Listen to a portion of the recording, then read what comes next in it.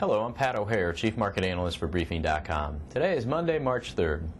In his Big Picture column this week, Briefing.com CEO Dick Green takes stock of market conditions, arguing the controversial point that the degree of pessimism toward the economy that existed in January and still exists simply is not backed up by the data.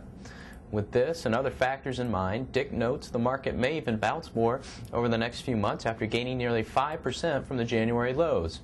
Still, Dick is quick to remind readers that the outlook for the rest of the year and the next several years is apt to be constrained by several factors. First, even though real GDP growth is not going negative, it will remain very sluggish for quite a while. It is possible that the housing and credit problems create a restraint that keeps real GDP growth below the long-term trend of 3% through 2008 and possibly into 2009. Modest economic growth means modest revenue growth.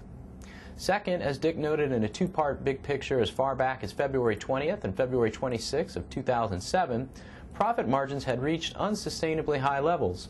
The percentage of GDP going to profits was well above the long-term average.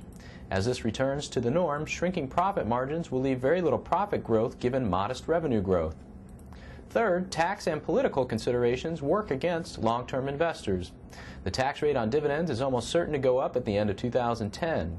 The increase will be from the current 15% that applies to most taxpayers to as much as 39% for high-income earners. This creates an undeniable mathematical reduction in the value of stocks, and the impact of this will be built into the market over time. Furthermore, the political rhetoric this election cycle is as anti-business as it has been for a long time.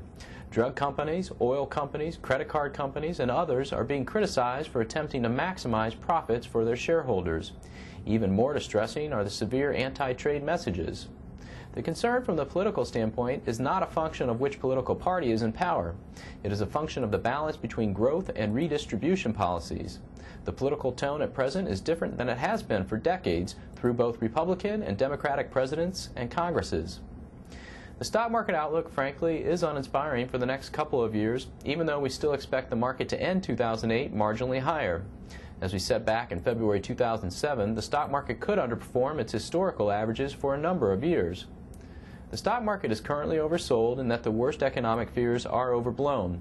It is therefore possible, even probable, that the market will get a solid bounce this spring or summer as it becomes apparent that the economy will muddle through 2008 in decent shape.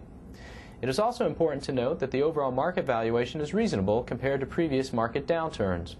The price-to-earnings multiple on the S&P 500 in 2000, for example, was 26.5. At the start of this downturn, it was 16.5.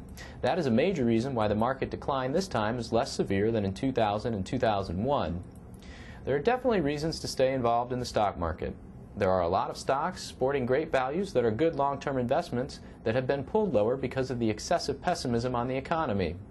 Nevertheless, our bottom line is that while conditions are not nearly as bad as the press makes them out to be, they are still bad, or at least not very good.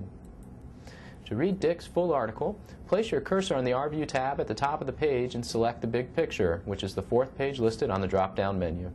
I'm Pat O'Hare for Dick Green and Briefing.com. Thanks for listening.